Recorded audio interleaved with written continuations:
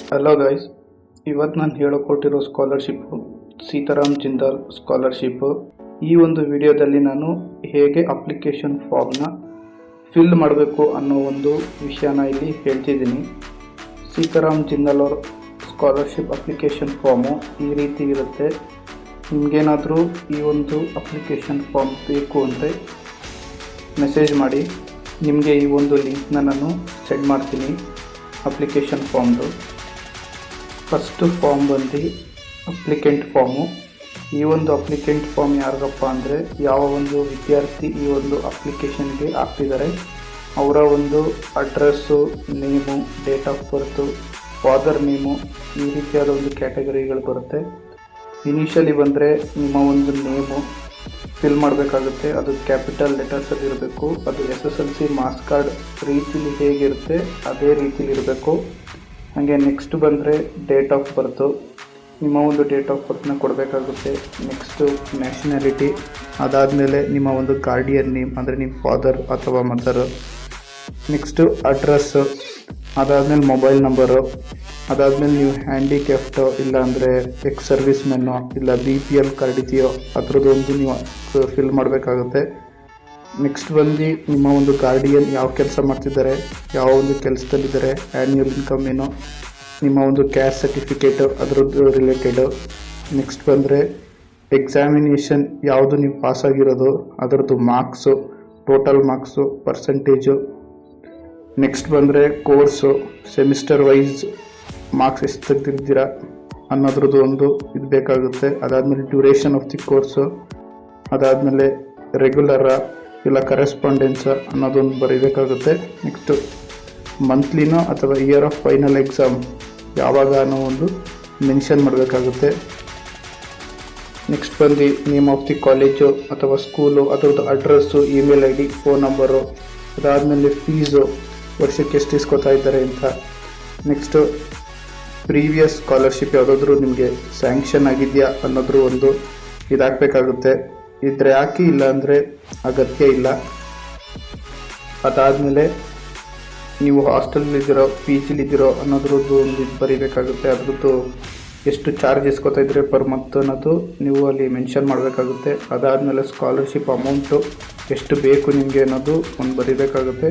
Next bank account of the student, ಅದನ್ನ ನೀವು submit ಮಾಡಬೇಕಾಗುತ್ತೆ.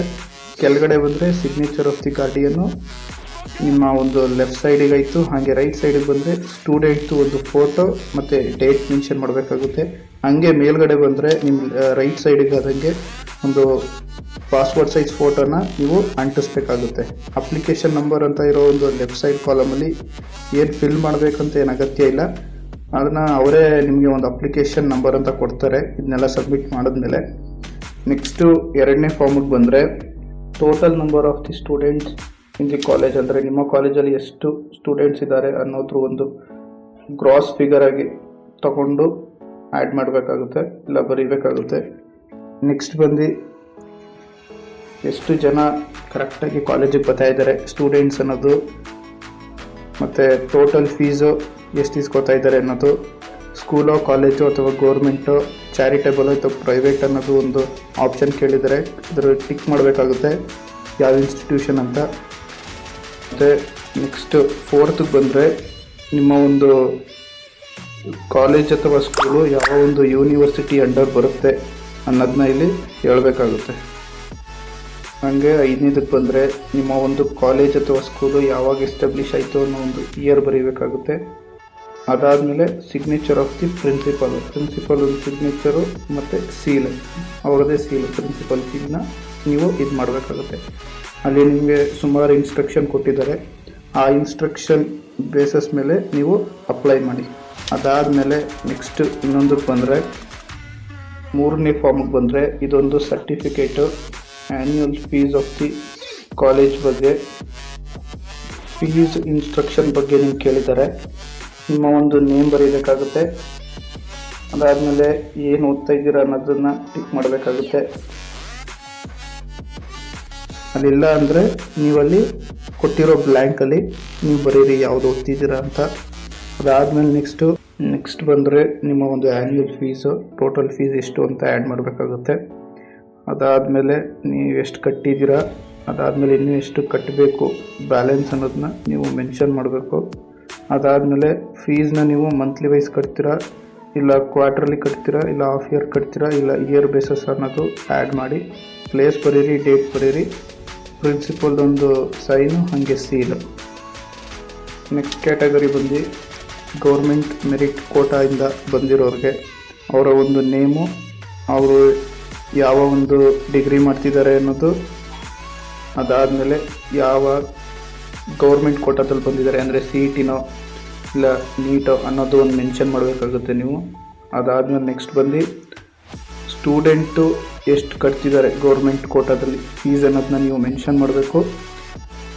ಅದಾದಮೇಲೆ ಡೊನೇಷನ್ ಎಷ್ಟು ಕಟ್ಟಿದ್ದಾರೆ ಅನ್ನೋದು ಸಹ ನೀವು ಮೆನ್ಷನ್ ಮಾಡಬೇಕಾಗುತ್ತೆ. ನೆಕ್ಸ್ಟ್ ಬಂದು place, date, college principal same seal and signature.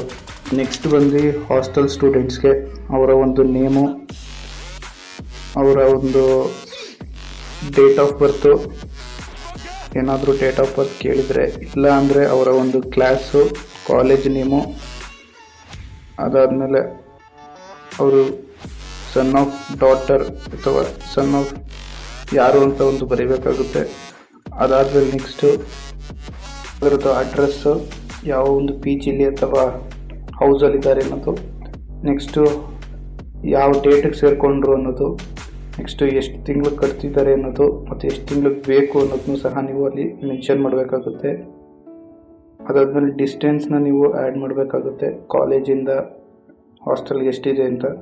ಅದಾದಮೇಲೆ ಸಿಗ್ನೇಚರ್ ಆಫ್ ದಿ ವಾರ್ಡನ್ನು, ಅವ್ರ name, phone number, address, email ID ಇಷ್ಟನ್ನು ಫಿಲ್ ಮಾಡಬೇಕಾಗುತ್ತೆ. ನೆಕ್ಸ್ಟ್ ಬಂದು ಪ್ರೈವೇಟ್ ಹೌಸ್ ಮಾಡಿಕೊಂಡು ಇರೋರಿಗೆ ಅವರ ಒಂದು ನೇಮು, ಮತ್ತು ಯಾರ ಮಗ ಯಾರ ಮಗಳು ಅನ್ನೋದು ಬರೀಬೇಕು, ಯಾವ ಕ್ಲಾಸು, ಯಾವ ಕಾಲೇಜು ಅಂತ ಬರೆದು. ಅದಾದಮೇಲೆ ನೆಕ್ಸ್ಟು ಯಾವ ಡೇಟಲ್ಲಿ ಸೇರಿಕೊಂಡ್ರು, ಎಷ್ಟು ದುಡ್ಡು ಪೇ ಮಾಡ್ತಿದ್ದಾರೆ ಅನ್ನೋದನ್ನ ನೀವು ಮೆನ್ಷನ್ ಮಾಡಬೇಕಾಗುತ್ತೆ. ಮತ್ತು ಯಾವೊಂದು ರೆಸಿಡೆನ್ಸಲ್ಲಿದ್ದಾರೆ ಮತ್ತು ಎಷ್ಟು ಕಿಲೋಮೀಟರ್ ಆಗುತ್ತೆ ಕಾಲೇಜ್ಗೆ ಅನ್ನೋದು ಸಹ ನೀವು ಮೆನ್ಷನ್ ಮಾಡಬೇಕು.